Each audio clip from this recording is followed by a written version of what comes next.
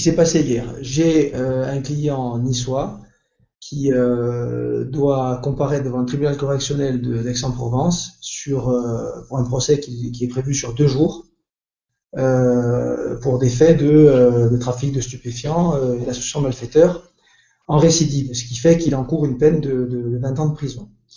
Ce client est libre sous contrôle judiciaire depuis 1 an et il souhaite comparaître pour s'exprimer et pour être jugé. Il apprend la veille de l'audience, donc mercredi matin, par les services de l'assurance maladie des Alpes-Maritimes, que ces deux filles ont été testées positives à la Covid-19 et qu'il est cas contact, ainsi que son ex-compagne.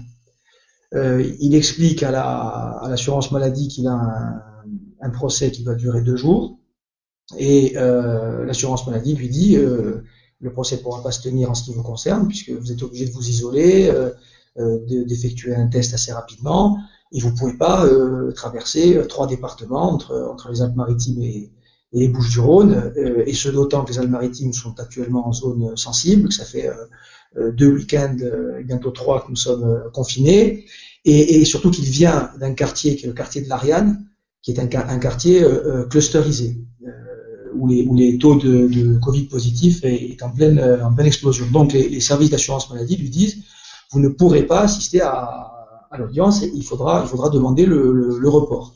L'assurance maladie m'adresse directement par mail ce qu'ils appellent le tracing Covid, avec la fiche au nom de mon client, lui demandant lui imposant de s'isoler et de ne surtout pas sortir de chez lui en qualité de cas contact. J'adresse ces éléments au président du tribunal correctionnel ainsi qu'au parquet. J'ajoute également les tests positifs de ces filles. Et je dis, je vais solliciter non pas un renvoi de tout le dossier, mais une disjonction du cas de mon client. Ce qui d'ailleurs n'arrange pas mon client, ne m'arrange pas non plus. D'abord parce qu'il voulait s'expliquer, et ensuite parce que ça veut dire qu'il sera jugé seul, donc sans les autres, ce qui nous prive du contradictoire, de la possibilité de poser des questions. Bon.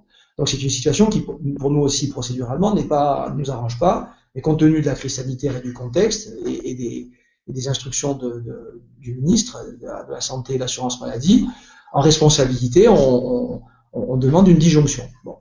Le président que j'ai au téléphone la veille de l'audience me fait très clairement sentir que il n'est pas trop question pour lui de disjoindre ce dossier. Lorsque je lui parle, on ne sait pas encore qu'il est positif, puisque ça, je le saurai un peu plus tard dans l'après-midi, le mercredi, à la veille de l'audience. Et j'indique tout de suite au président que si la disjonction et le renvoi sont refusés, moi, je défends quelqu'un qui encourt 20 ans de prison, et je ne peux pas prendre la responsabilité en conscience de le représenter, compte tenu de la peine encourue. Je ne peux pas répondre à sa place, je ne peux pas m'expliquer à sa place, et je peux encore moins être condamné et incarcéré à sa place, même si, avec le recul, je pense que c'est une idée qui ne déplaît pas au président Rivet. Je comprends qu'il faut que je sois présent à l'audience le jeudi matin et que je soutienne cette demande de renvoi et de disjonction. Ce que je fais donc à l'ouverture du procès, qui s'ouvre dans des conditions un peu particulières, où on nous invite à la courtoisie, où on nous invite à respecter la sérénité des débats, voilà, comprenne qui pourra, et j'expose donc la problématique au président, sachant que quelques instants avant, je m'entretiens avec le représentant du parquet, qui est un ancien procureur de Nice, que je connais bien, qui est un gars loyal et honnête, et qui me dit je vais m'opposer pour des raisons procédurales, parce que je pense que c'est compliqué de saucissonner cette affaire, mais ensuite le tribunal tranchera. Autrement dit, voilà, s'il va dans votre sens, il n'y a pas de difficulté. Donc le parquet s'oppose, mais plutôt mollement, on va dire, en disant c'est un peu compliqué pour nous, mais ça a été également pour mon client et moi-même.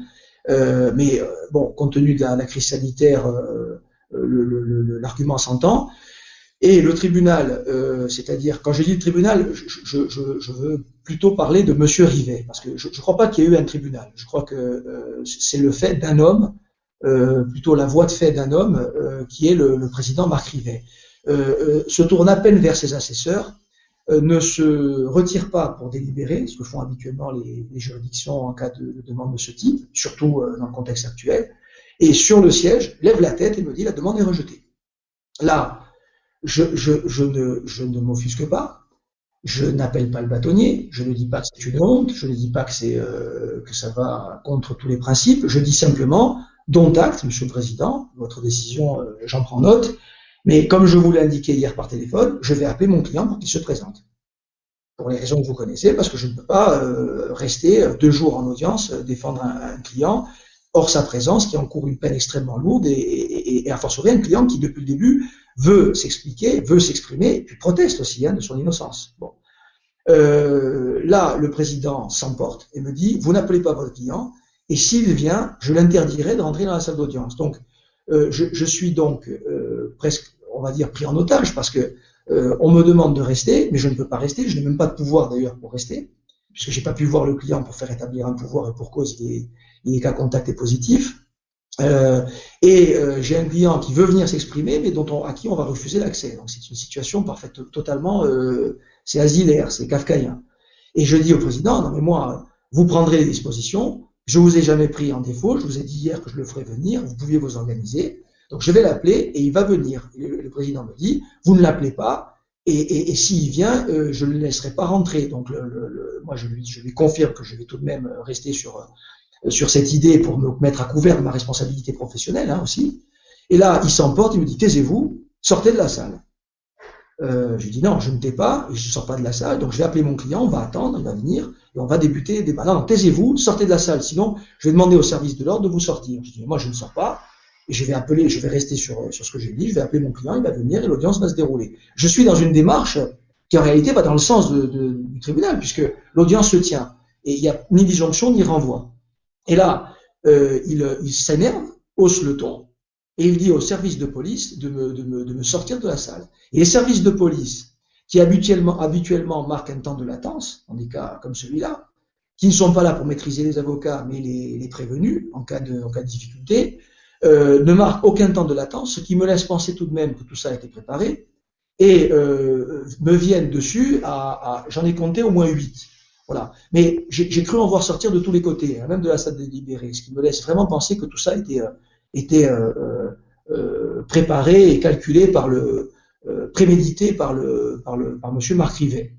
Et les services de police viennent sur moi, me disent sortez. Moi j'ai dit mais attendez, je suis avocat, j'ai ma robe, je suis en fonction dans l'exercice de ma fonction et je suis à la défense d'un justiciable qui est sur le point d'être jugé. Vous ne pouvez pas, service de police ou pas, sur instruction du président ou pas, c'est un abus de droit, c'est une voie de fait, vous ne pouvez pas me demander de quitter une salle d'audience. C'est interdit. Là, les policiers se font pressants, m'encerclent. Là, je dis, je ne partirai pas tant que le bâtonnier ne sera pas là. Pour le coup, j'appelle le bâtonnier parce que je me mets sous la protection du bâtonnier en exercice à Aix. Je ne suis pas sous la protection du bâtonnier de Nice à ce moment-là, mais sous la protection du bâtonnier d'Aix.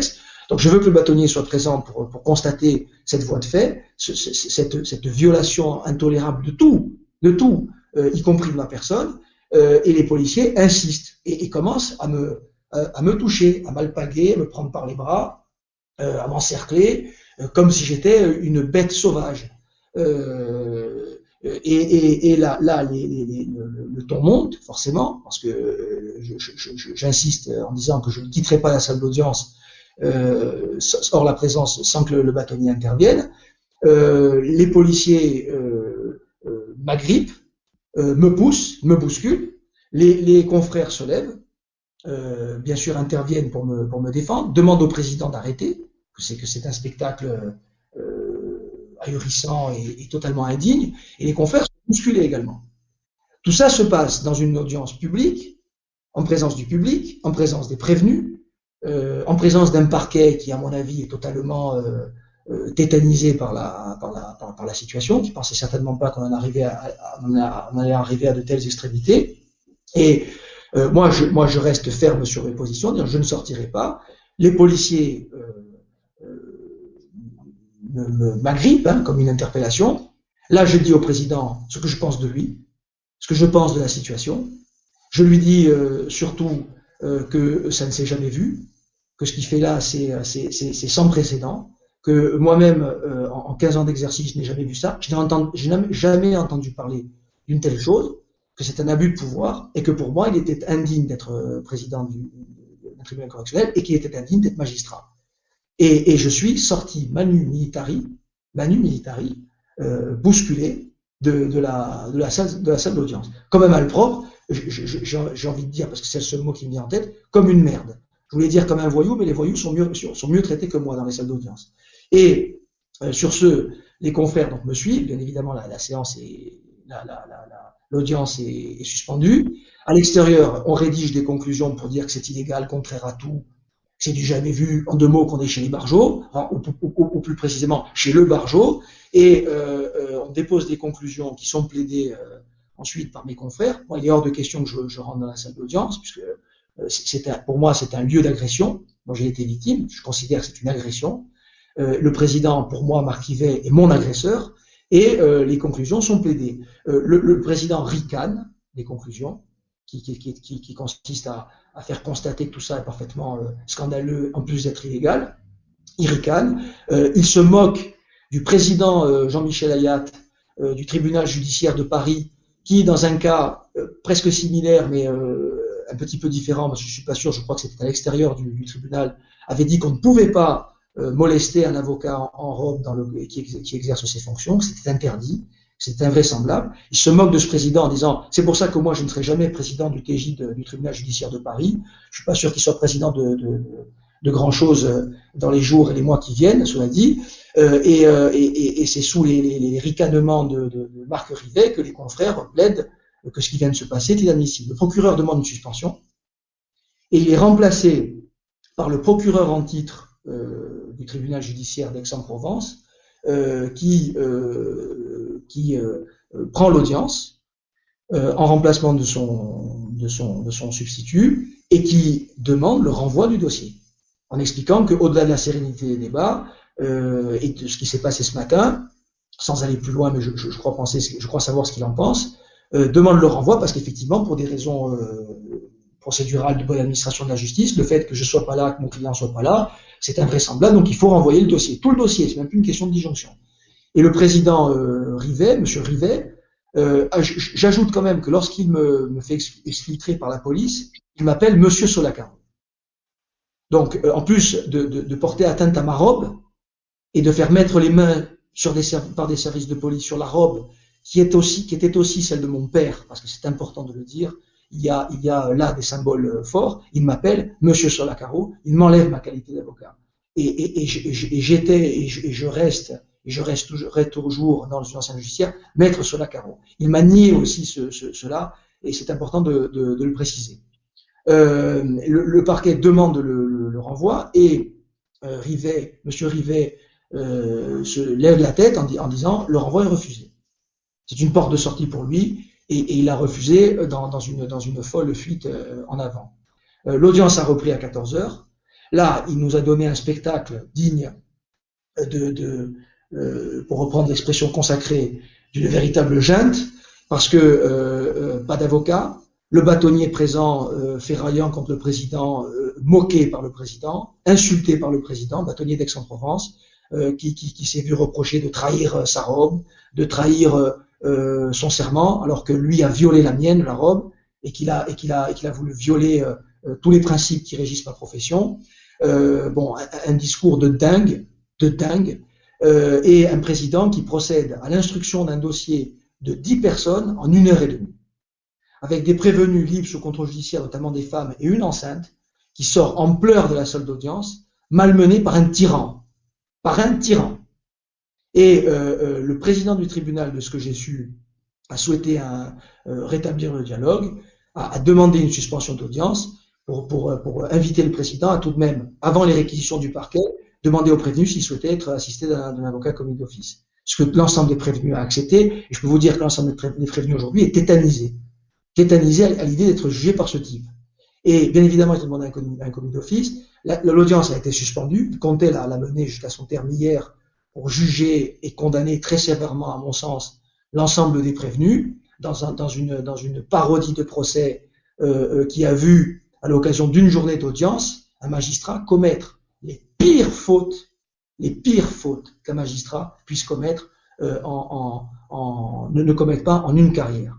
C'est-à-dire que ce qui a été fait hier, c'est un enchaînement de fautes gravissimes vis-à-vis de la profession d'avocat, vis-à-vis de la magistrature, vis-à-vis de l'institution judiciaire, vis-à-vis des justiciables, vis-à-vis de la société, et il a voulu finir cette mascarade, ce cirque judiciaire. Heureusement, le président lui a dit on va temporiser, on va demander aux prévenus s'ils veulent un commis d'office, c'est ce qu'ils ont fait. Et l'audience reprend cet après-midi, et je pense que cette audience doit être renvoyée, et que ce président n'est plus en état, je dirais même peut-être même, n'est plus en état psychologique de poursuivre ce procès. Voilà où on en est.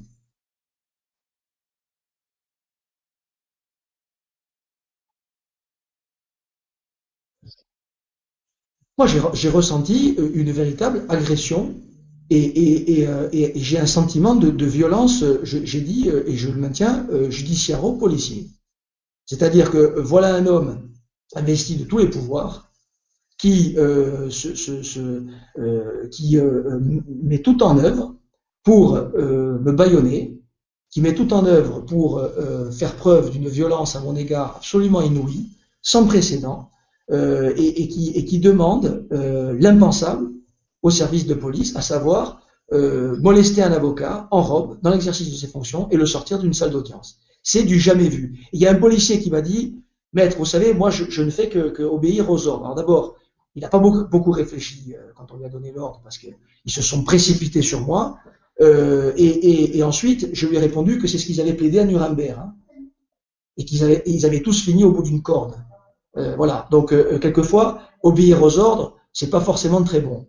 Et je considère avoir été victime d'un abus de pouvoir et comment dirais-je, des excès de pouvoir de ce président qui, à mon sens, est un président seul, qui, à mon sens, est un président isolé, parce que personne au sein de la magistrature ne peut accepter un tel comportement, et c'est quelqu'un qui a voulu user de sa toute puissance contre moi en tant qu'avocat, contre moi personnellement aussi, mais ça, on verra plus tard ce qu'il en est, puisqu'il y aura une enquête, il y aura le Conseil supérieur de la magistrature sera saisi, la chancellerie également, il y a une peine pénale, donc on verra s'il y a aussi un aspect personnel. Moi, je l'ai vécu comme une véritable agression. J'ai été agressé par ce monsieur qui a utilisé la force pour m'agresser. Voilà, c'est l'état d'esprit dans lequel je suis. Je suis physiquement, je ne sais pas si ça se voit, mais physiquement et psychologiquement sous le choc.